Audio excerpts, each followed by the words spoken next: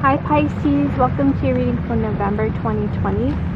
I'm reading for you outside. I'm in a very beautiful place.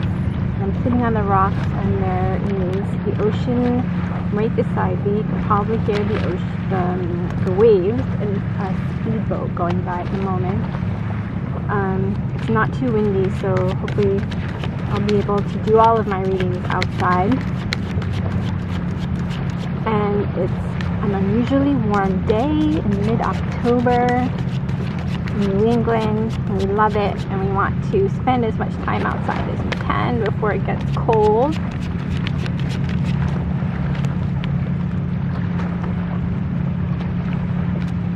And I wanted to bring the beauty and the peace of this place to this video and send it out to you to maybe counteract some of the crazy, nervous, anxiety, energy that could be around.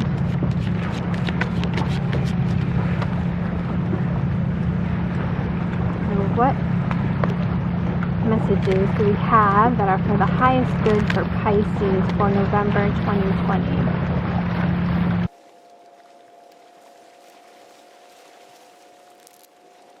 Pisces, November 2020.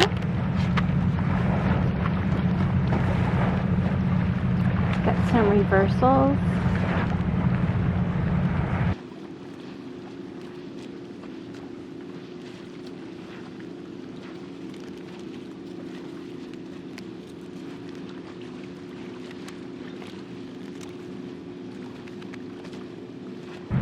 What does Pisces need to know that is in their highest good for all those watching the video, November 2020? One more shuffle.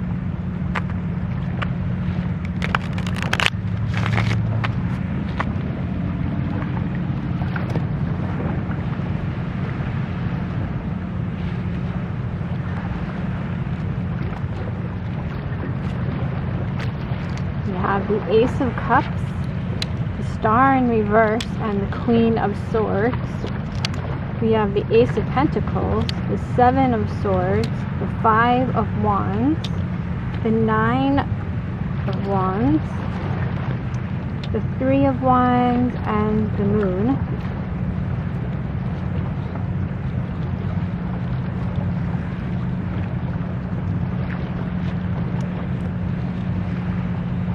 And we have the Emperor at the bottom of the deck. So I often see the Moon as your card, Pisces, Major Arcana. And the other Major Arcana here is the Star, but it's in reverse. There could be a delay.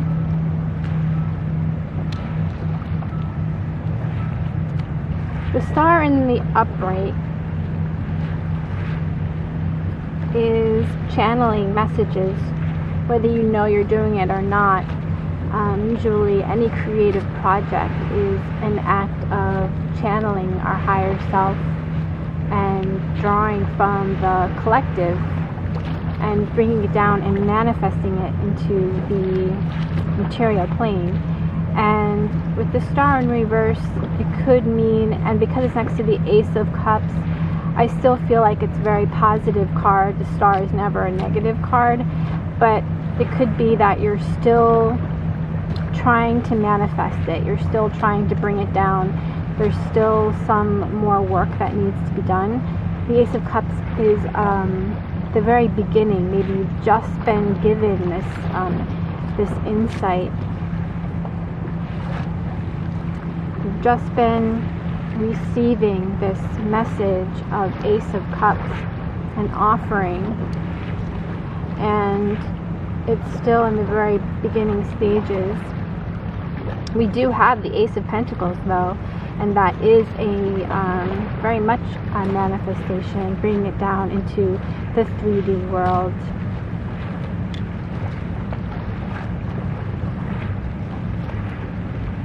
However, we have the Seven of Swords in the center and it's next to the Five of Wands.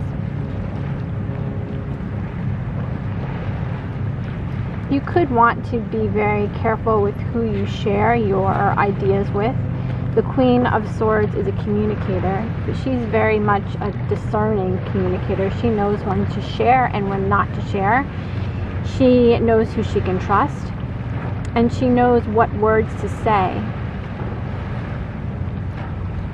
So she never says the wrong thing, the Queen of Swords. So maybe that's what this star in reverse is. You're waiting to share, because there is a Seven of Wands and Five of Wands energy here.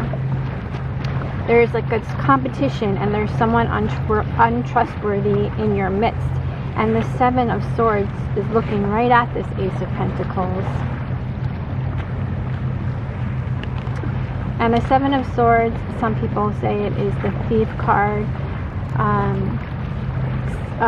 You may want to copyright any intellectual property you have. We see this Seven of Swords, and he's carrying these swords away, and the swords represent intellectual property. They represent ideas and thoughts and anything that comes from the mind. And you could be just at the very beginning of manifesting it. You've got this really great manifestation, this huge pentacle. It's shiny and bright, and someone is taking notice, and they are creeping away with an idea of maybe how I can also create something, the Ace of Pentacles, and it's competing with your Ace of Pentacles. So I would caution you to keep things close to your chest and not share too much. We have the Nine of Wands, which is a very protective card. It's like you've built up this this fence of wands here. You've got a lot of experience, and you've probably done many similar things like this before. And now that you have this Ace of Pentacles, you want to be very protective of it and maybe wait. Because the Three of Wands is seeing your ships come in. Your ships will come in, but there could be a looking out for the right opportunity here, the Three of Wands. Really being discerning with who you're sharing your ideas with, because there is the Moon. There is some uncertainty, some unclarity. Maybe there's something more that you need to put into this in order to make it safe, make it competitive. Maybe it is getting a copyright for it before you put it out to the world, just to safeguard against any competition. And we have the Emperor here. And the Emperor is very much in his power. The Emperor establishes a structure for other people. That could be what this Ace of Pentacles is. Establishing something so that others can flourish. Creating something that helps others, that builds a structure that provides for the greater good. The Emperor is also a very protective energy with the Nine of Wands. He also has a lot of experience. Let's see what else the Sacred Rebels has for you. This is an Oracle deck by Alana Fairchild. What else can we add to Pisces reading that is in their highest good?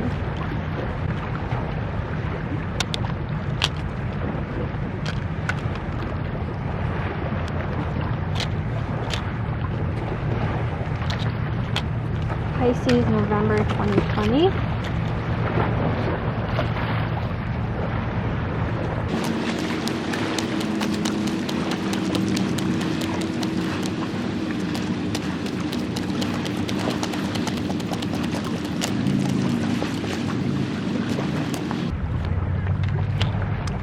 It says, release the dark wound and let love live. And I like underneath it says bring it into form. So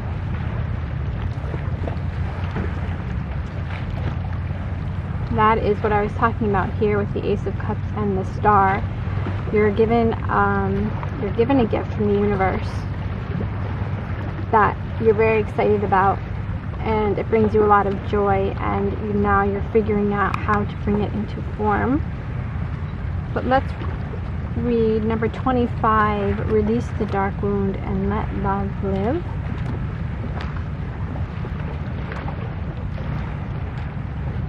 Okay. 25.